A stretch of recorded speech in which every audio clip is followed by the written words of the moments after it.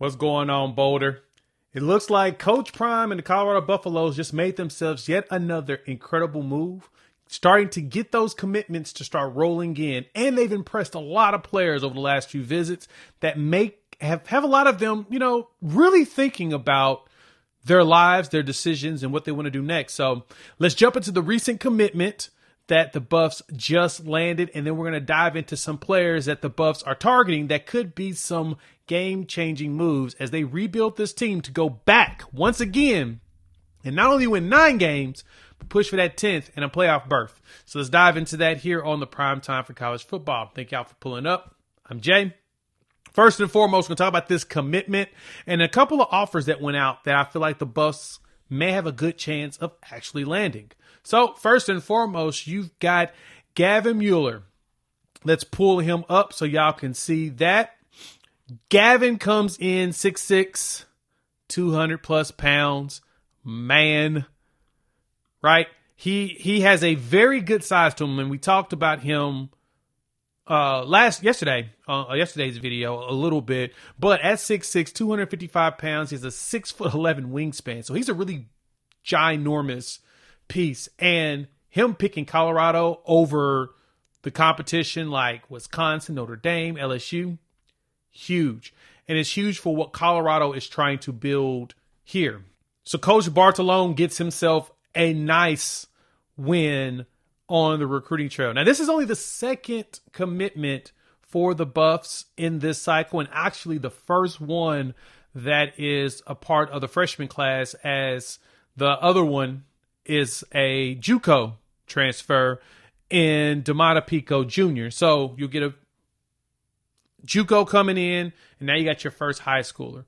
But Colorado's been turning it up as of late in the recruiting. Of course, not only transfers, as Prime has mentioned, transfer portal is one place they're going to live heavily in because they're going to get guys that already understand what it's like to be in college and what you need to do in order to be successful. But Mueller here, I love watching this film, man. He's big body. He does a really good job of finding the high point of the ball. Good job of catching.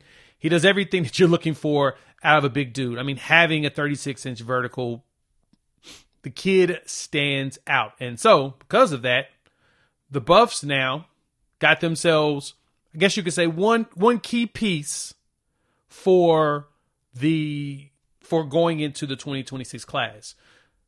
I expect more to roll in over like the next couple of weeks, probably all through June. I really expect the Buffs to start really landing more and more big time talent. So let me know what you all think. Hop in the comments. Let me know your thoughts. How you feel about this landing of Gavin Mueller as a recruit? Love to hear from you all. Next up, I want to talk about one big offer that I really like that the Buffs did put out there. And it's a corner that gives you a veteran presence. Tarikus Davis, corner from Wyoming. He was a standout there, really good. He has one more year of eligibility. He played down at Navarro Community College down in Texas and then ended up at Wyoming. He's done a visit recently as of yesterday. Did himself a visit. And one thing about him is he does a really good job of causing turnovers, and he's a really good defender. 42 tackles, an interception, 8 pass breakups last season. It's a pretty big number. And we know the Buffs are trying to shore up that secondary. They brought in a few more transfers already when it comes to that. And you know why. The one big need that Colorado has had is they got to get themselves some top corners. You're losing Travis Hunter. When you lost Travis Hunter, then you lost Colton Hood. So you got to make sure that that secondary is going to be strong.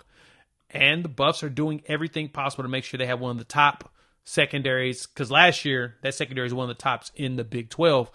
And if they can keep that up, it should grow. But adding someone like Davis, adding him with like Deion Parks, right, could be big. I'm waiting to see what the health status is for Makari Vickers. I actually chatted with his dad not too long ago, and he's in good spirits and he's doing well. So we just got to wait and see when he's cleared to get back on the field. But overall, I can 100% see this Colorado secondary being a heck of a lot better than you anticipated. And then from there, when you had some of the national insiders talking to some of the recruits that came to visit, basically all of them were saying, a lot of them, like your big name was like your 5-star wide receiver, Morgan. He was saying like, yeah, they got my attention. They opened my eyes, and I'm 100% intrigued by what they are doing. And hey, you cannot beat that. Last weekend's big time visit list, like I say, it was massive. You had some DVs. Dorian Barney was even talking about just the experience there at Colorado, the culture, the players, and how he felt like his family. You're hearing this a lot more now than you hear of even years past. Players are starting to warm up to Colorado and what they're trying to do. And it's all the Prime effect. Shout out to him getting on national television, get everybody seeing, even getting not only games going national, but getting everyone talking about them constantly, keeping the Colorado name in their mouths. Huge, man. And if they can keep this going, I expect the Buffs to land some more shockers, some more big name players that a lot of people said that wasn't possible. So, Buffs fans, you be excited. Let me know what y'all think. Want to hear from y'all in those comments. All right, we'll talk. We got to talk minicamp. I'll put something out later today on that. Sounds like Shador may have turned a lot of heads to the point that one expert's like, that dude may be starting.